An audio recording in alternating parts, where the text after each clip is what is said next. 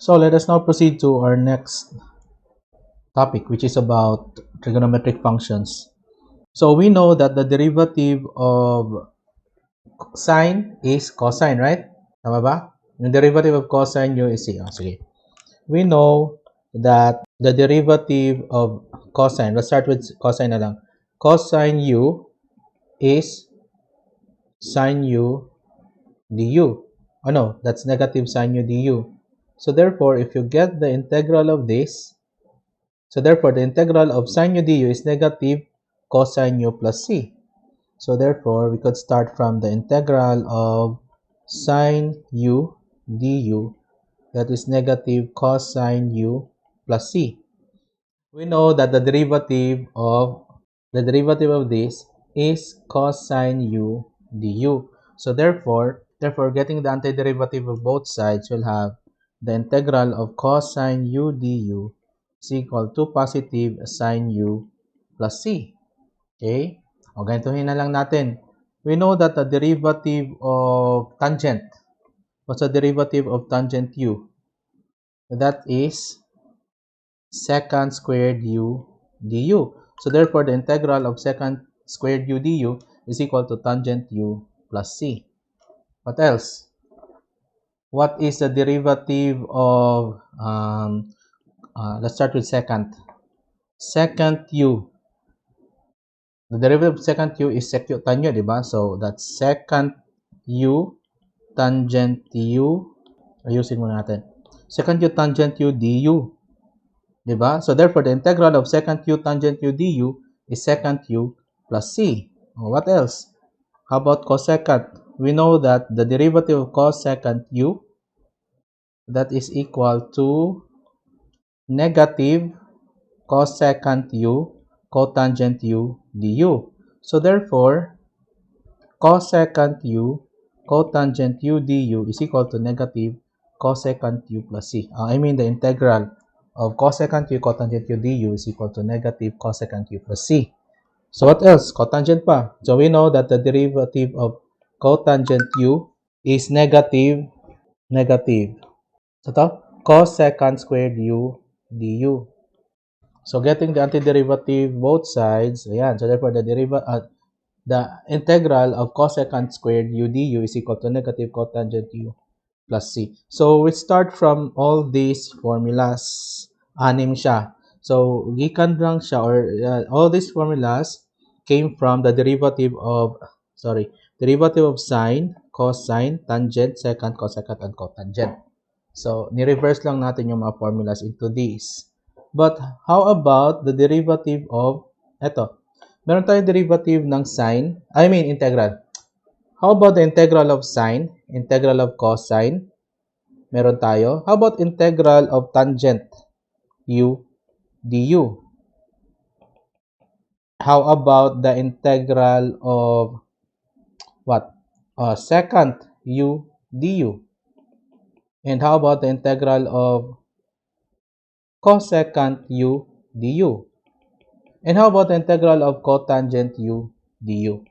So let's try to find the values or the integrals of these. So meron tayong this, and this, and this. So 4 integrals to derive. Okay, let us start by getting the integral of tangent u du para maging part of our formulas.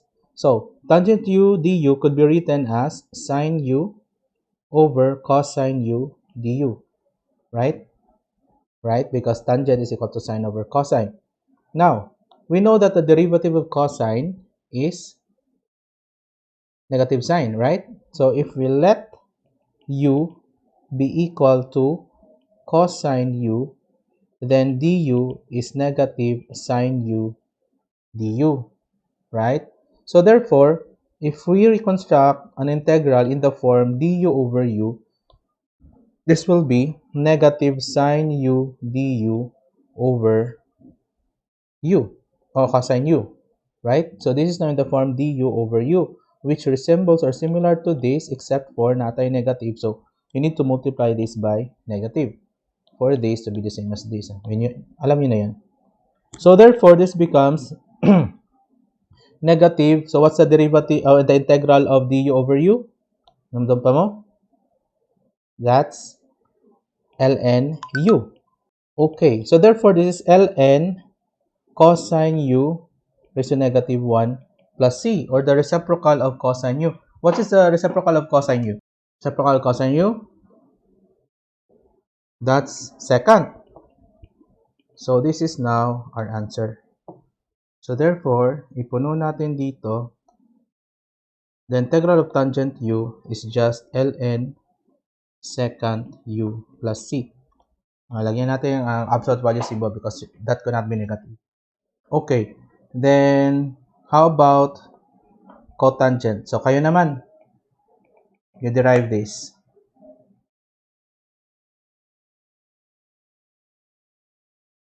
Then, how about for cosecant, for secant and cosecant? So, let's do that next. So, suppose we have, for our next problem, the integral of secant u du. But remember that the relationship between secant and secant in terms of its derivative, ito. Pag secant siya, may pares siya laging tangent, right? Right? O secant, may pares siya ng tangent. So secant, may pares siya sa tan u. So about ito. One way of solving this or deriving the formula for secant is this. We multiply this by secant u plus tangent u over secant u plus tangent u.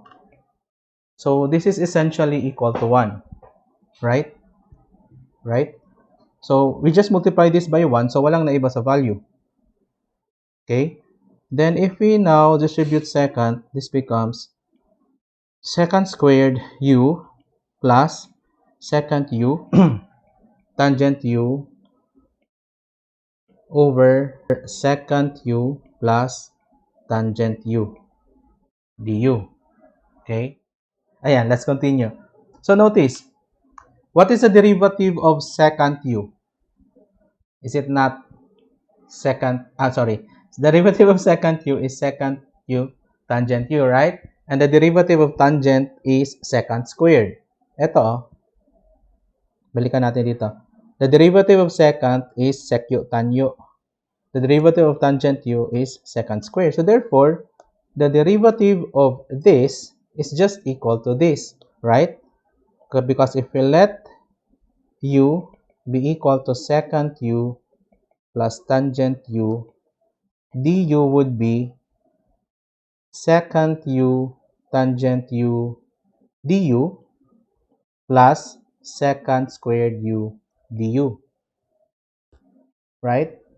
So therefore, eto siya, the same naman dito, then eto dito. So that means this is just du over u. So what is our answer? Therefore, this integral is equal to ln u, which is secant u plus tangent u plus c. Okay? That's the answer.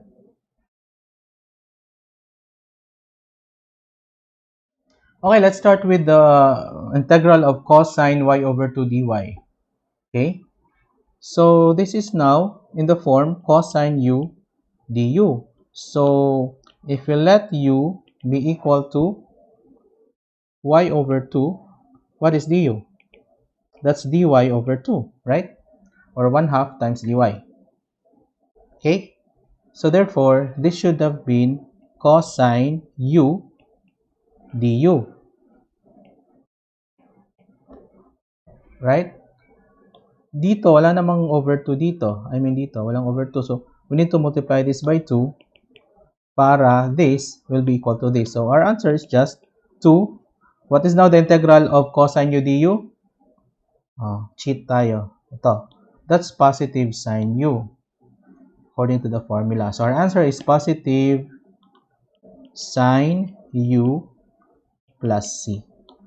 Ganun lang siya kadali. Very easy. Okay, for problem, we lost count of the problem. For this problem, integral of cosecant 5t, cotangent 5t dt. we know that the integral of cosecant u, cotangent u du, is negative cosecant u plus c. Sorry, plus c, right? So therefore, our u here is 5t. So therefore, what is du? That's 5 dt. So this should have been cosecant 5t cotangent 5t 5 dt. So we need to multiply this by 1/5. So our answer is, what's the integral of this? That's negative cosecant u plus c. So our answer is negative 1/5 cosecant u plus c. Ganun lang kadali. Very easy. Eto, we just use this formula. Okay? So, you just need to memorize this. But anyway, madali lang naman i-memorize because you already know this from differential calculus. Okay, for this problem, suppose we have the integral of tangent squared ax dx, and a is a constant. Okay? So, if we look at our formulas, we don't have a formula for the integral of tangent squared. We have integral of secant squared, but we don't have the integral of tangent squared. But we know that by Pythagorean identities, okay, we know that 1 plus tangent squared theta is equal to secant squared theta. So therefore, tangent squared theta is equal to secant squared theta minus 1. Hence, we could write this integral into the integral of secant squared ax minus 1 dx. Okay? So therefore, this is just integral of secant squared ax dx minus integral of dx. And we know what is the integral of dx, and we have the formula for secant squared. Eto. So therefore, the integral of this is just tangent ax. But wait, there's more. If u is ax, du should be a dx, right? So, dapat meron pang a dito. So, we multiply that by, may a pa dito, then multiply that by 1 over a para maging the same. So, therefore, for the first term, our answer is 1 over a tangent ax minus the integral of dx, which is x, then plus c. That is our answer. Very, very easy. Okay, suppose we have this next problem, the integral of sine alpha d alpha over cosine raised to 4 alpha. So how do we solve this? So in this case, di na siya similar, or we don't have a formula that resembles this, but we know that we have a formula for sine lang and for cosine lang, di ba? But for this, wala tayong formula dyan. So ano kayong approach natin dito? Okay? But we know that the derivative of cosine is negative sine, right? So we could imagine this as cosine raised to 4, and the derivative of cosine is sine. No? No. If I let u be equal to cosine alpha, the derivative of u is negative sine alpha d alpha. Right? So therefore, this resembles the integral of du over u raised to 4. Right? Or integral of u raised to negative 4 du. So, this is a case of integral of u raised to n du. Diba? Okay, so if I rewrite this as the integral of cosine raised to negative 4 alpha sine, okay, times negative sine alpha d alpha, this is now u raised to n du. And our n is equal to negative 4. Right? So, for this to be the same as this, of course, ito yung difference niya, di ba? Multiply this by negative. Right? So, this is now negative times the integral of u raised to n du. And what is the integral of u raised to n du? That is just u raised to n plus 1 over n plus 1 plus c. Okay. So therefore, how do we write our final answer? That's 1 over 3 cosine cube alpha plus c. So that's our answer. Okay, so for this problem, the integral of cosine squared beta d beta over sine raised to 4 beta, we cannot apply u raised to n du here because the derivative of sine is not cosine squared. But what we can do is simplify muna natin. If we rewrite this as cosine squared beta d beta, then I'll write the denominator as sine squared beta times sine squared beta. This is the same as, yung sinabi ni Kate kanina, that is the same as cotangent squared beta, right? And how about 1 over, eto, yung natira, yung 1 over sine squared beta, or simply reciprocal of sine squared beta. What's the reciprocal of sine? Cosecant. So this is cosecant squared beta. Okay? Then d beta. So therefore, we have cotangent squared beta cosecant squared beta d beta. Okay, so what formula could we use now? That is the question. But we know that the derivative, what is the derivative of cotangent? Kanyang ba mo? What is the derivative? Balikan natin dito ha. What is the derivative of cotangent? Cosecant squared. So therefore, you can look at this as this is the derivative of cotangent. Right? Right? Ako ha? Oh, okay. Na-follow. Because if we let u be equal to cotangent beta, du is cosecant, negative, right? Negative cosecant squared beta d beta, which resembles this, right? So therefore, may n tayo dito, because square man siya, may n tayo dito na 2. So this is a case gihapon of u raised to n du, but not this. Eto siya, hindi pa. Di pa siya pwede. Pero dito, when we simplified it, this became u raised to n du. Okay, so isulat ko na lang dito. That's integral of u raised to n du, which is equal to u raised to n plus 1 over n plus 1 plus c. So therefore, if I rewrite the integral of u, raised to n, u raised to n du, ano lang yung pagkakaiba? Of course, obviously, it's a negative sign. Wala siyang negative sign dito. So, we multiply this by negative. So, what is our answer? Since this is now u raised to n du. So, what's the answer? Very good. Okay, so correct. So, the answer is negative cotangent cube beta over 3 plus c. Ganun lang siya kadali. Okay, for this problem, the integral of sine cube y dy over 1 plus cosine y. Again, we notice that we cannot let this be u because the derivative of this is not sine cube.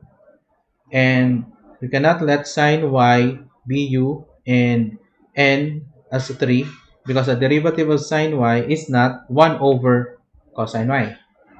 But if we use some identities, we might be able to simplify this or to change how this integral looks like. Okay, so how about if I rewrite this as sine y times sine squared y dy over 1 plus cosine y. And if you recall sa Pythagorean identities, we know that sine squared theta plus cosine squared theta is equal to 1. Right? So therefore, sine squared theta is equal to 1 minus cosine squared theta. Okay? So therefore, we could rewrite this as sine y times, or kahit wala nang dot, sine y times 1 minus cosine squared y dy over 1 plus cosine y. Right? But wait, there's more. Ito siya resembles a squared minus b squared, right? Right? Because this is 1 squared minus cosine squared y.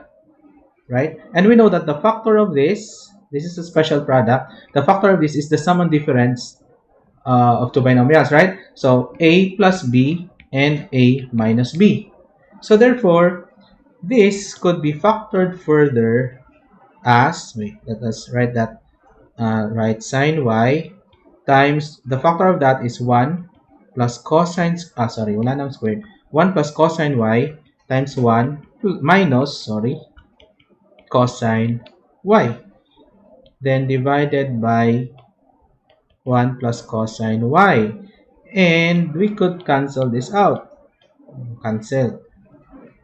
May nakalimutan tayo, dy. Ayan. So this, we can now simplify this as, how about if I write this as 1 minus cosine y sine y dy. Then what's next? So we can just get the derivative of this. What's the derivative of this? If this is our u, the derivative of this is derivative of negative cosine. It's positive sine. Diba? If we let u be equal to 1 minus cosine y, right? What would be our du? That would be 0 minus negative sine, right? So that is positive sine y dy. So this is a simple case of u raised to n du. And yung n natin dito is 1, right? U raised to 1 du. Okay? So what is our final answer? That would be u raised to n plus 1 over n plus 1. Okay? Or 1 half 1 minus cosine y squared plus c. Very easy. Okay, another solution for this is if we distribute sine y dy. So we can rewrite this as integral of sine y dy minus integral of cosine y sine y dy. So basically we just distributed sine y dy. Okay, so the integral of this is just negative cosine y, right? That came from the formula that the integral of sine u du is just negative cosine. So therefore the integral of sine y dy is negative cosine y. Then minus, how about the integral of this? Okay, we know that the derivative of cosine is negative sine. So therefore, this is a case of u raised to n times du. Okay, so therefore, this is equal to positive cosine squared y over 2, then plus c. So this could be our answer. Another answer. And how could we say that this is the same as this? So if we continue or expand this, this becomes 1 half times the expansion of this is 1 minus 2 cosine y plus cosine squared y plus c. Okay, so this becomes 1 half minus cosine y plus cosine squared y over 2 plus c. And they are basically the same. Why? How can they be the same? Remember that 1 half is a constant, right? Eto, pareho na sila. Eto at eto pareho na. Yung pagkakaiba, may 1 half dito plus c. Eto is plus c lang. So, nakuha nyo na yung yung bakit sila pareho? That's already the clue. Bakit sila pareho? Oh, I'm asking Nakamo. May idea na mo? Anong pareho? Yes, what's the reason anong pareho sila? Okay. Because if you add, very good. So they are the same because if you add 1 half to c, or you add the constant 1/2 to an arbitrary constant, the result is still an arbitrary constant. Okay? So pareho rin sila. Ito siya, I could rewrite this further as cosine y plus cosine squared y over 2 plus c. Meaning, I just combine this with this. And they are the same. Okay? Yan. Very, very easy.